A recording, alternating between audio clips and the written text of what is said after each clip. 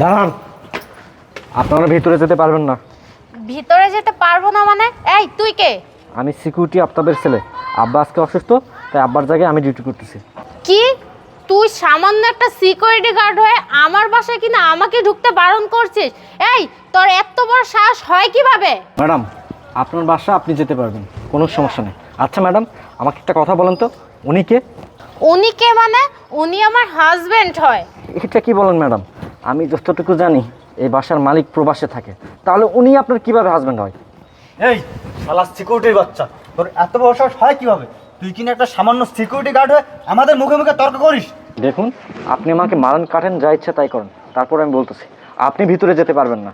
এই সিকিউরিটির বাচ্চা, আবার তুই আমাদের মুখে মুখে তর্ক করছিস? আমি ভিতরে যেতে পারবো আর ও ভিতরে যেতে পারবে না মানে? এই তুই কি ভুলে গেছিস তোর বাবাকে কিন্তু চাকরিটা আমি দিয়েছি। আমি চাইলে না তোর চাকরিটা এখনই নোট করে দিতে পারি। কি আমার চাকরি নোট করবেন? তাই তো? আরে আশা, তুমি এইভাবে এখানে? হ্যাঁ, কিভাবে আসলাম জানতে চাও? তাহলে শোনো।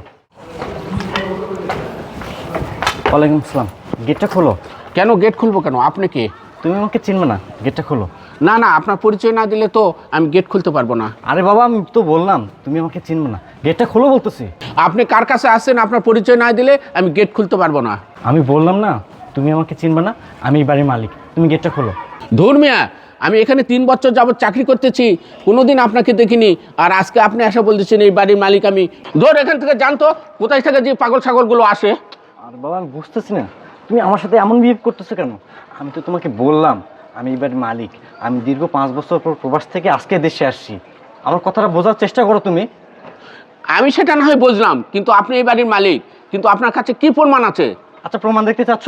হ্যাঁ ঠিক আছে, আমি তোমাকে প্রমাণ করে দিচ্ছি, দাঁড়াও। ঠিক আছে, দেখাও আমাকে প্রমাণ। এই যে দেখো, তোমার ম্যাডামের সাথে আমার ছবি, বিয়ের সময় তোলা।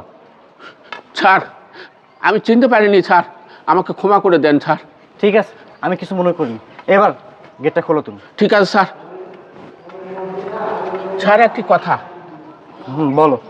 স্যার বুঝলাম আপনি এই বাসার মালিক, কিন্তু প্রতিদিন ম্যাডামের সঙ্গে একটা ছেলে যাওয়া আসা করে, এমনকি ম্যাডামের সঙ্গে সময় কাটায়, তাহলে ছেলেটিকে? একটা ছেলে যাওয়া আসা করে মানে?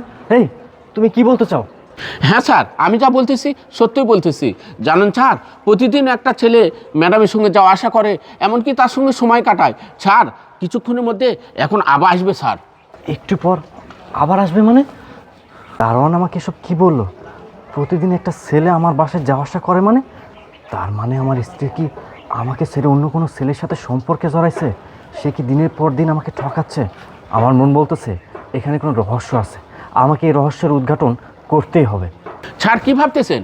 কিছু না। আচ্ছা, আমাকে একটা কথা বলো, তোমার কি কোনো এক্সট্রা ড্রেস আছে? হ্যাঁ স্যার, আছে স্যার। আচ্ছা, আজকে তোমাকে আর ডিউটি করতে হবে না, সেই এক্সট্রা ড্রেসটা আমাকে একটু দাও। আচ্ছা ঠিক আছে স্যার, আমি তাহলে নিয়ে আসি স্যার। আচ্ছা চলো, আমিও যাচ্ছি। আচ্ছা ঠিক আছে স্যার, আসেন স্যার। রূপা, তুমি কি ভাবছো দিনের পর দিন এভাবে আমাকে ধোকা দিবা, আমার বিশ্বাসের সাথে খেলবা? আমি কিচ্ছু জানতে পারবো না, কিচ্ছু ধরতে পারবো না। আফসোস রূপা, তোমার এই চিন্তাটা ভুল। আজকে হবে তোমার সাথে আমার শেষ খেলা।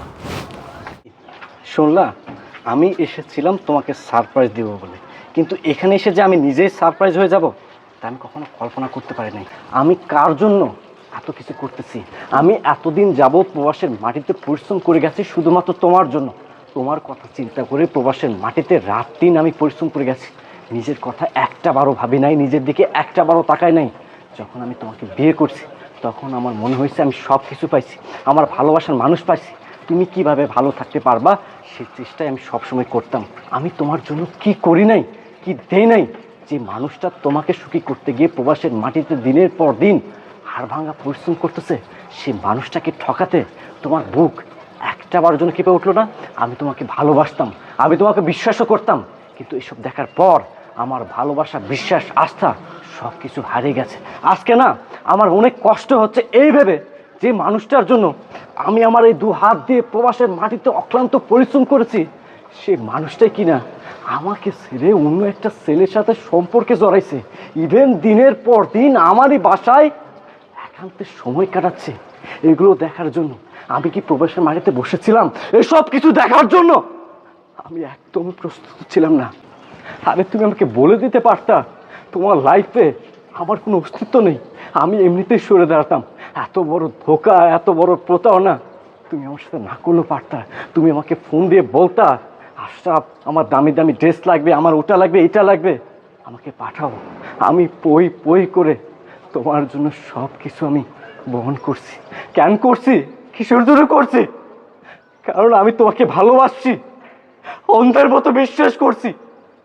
আর এসব করার আগে তোমার কি বিবেকে এতটুকু বাঁধতো না? তোমার কি একটাবারও মনে হলো না এই মানুষটা তোমাকে কত ভালোবাসে? আরে আমি তোমার জন্য আমার ফ্যামিলিকে পর্যন্ত ছাড়ছি। যে মা আমাকে 10 মাস 10 দিন গর্ভধারণ করেছে, যে বাবা আমাকে কষ্ট করে লালন পালন করছে, আমি তাদেরকে পর্যন্ত ছাড়ছি শুধুমাত্র তোমার জন্য। বিশ্বাস করো, প্রবাসের মাটিতে এত পরিশ্রম করছি, এত পরিশ্রম করছি, এত টাকা ইনকাম করছি, নিজের জন্য 1 টাকাও রাখি নাই। আমি সমস্ত টাকা তোমার জন্য বহন করছি, বাড়ি করে দিছি। আর সেই বাড়িতে তুমি তোমার নাগরকে এনে রঙ্গলীলা রাসলীলা করতেছো। বাহ, কত সুন্দর! এই তোমার ভালোবাসা, এই তোমার ভালোবাসার প্রতিদান। না না, এত কিছু দেখার পর তোমার মতো মেয়ের সাথে আমার আর থাকা সম্ভব না। তুমি আমার সাথে প্রতারণা করছো, তুমি আমাকে ধোকা দিছো। আমি আর তোমার সাথে থাকতে চাই না। আমি তোমাকে ডিভোর্স দিব, ডিভোর্স লেটার পাঠিয়ে দিব, সাইন দিয়ে নিও। এই নাগরের সাথেই তুমি ভালো থেকো, আনন্দ থেকো। বাই। আশরাফ, আশরাফ তুমি আমাকে মাফ করে দাও, একটাবার সুযোগ দাও, আমি এরকম ভুল আর কখনো করব না। বাস, অনেক নাটক হয়েছে। তোমার এই পাপি মুখে আমি আর কোনো কথা শুনতে চাই না। ক্ষমা নামক শব্দটা তোমার জন্য তৈরি হয় না, এই শব্দটা তোমার মুখে বানাই না। বলছি না তোমার ভালোবাসার মানুষ এটা, তুমি তোমার ভালোবাসার মানুষের সাথে থাকো, আনন্দে থাকো। বাই। আশরাফ শোনো, এই একটাবার শোনো, এই চলো না আমরা বিয়ে করে ফেলি।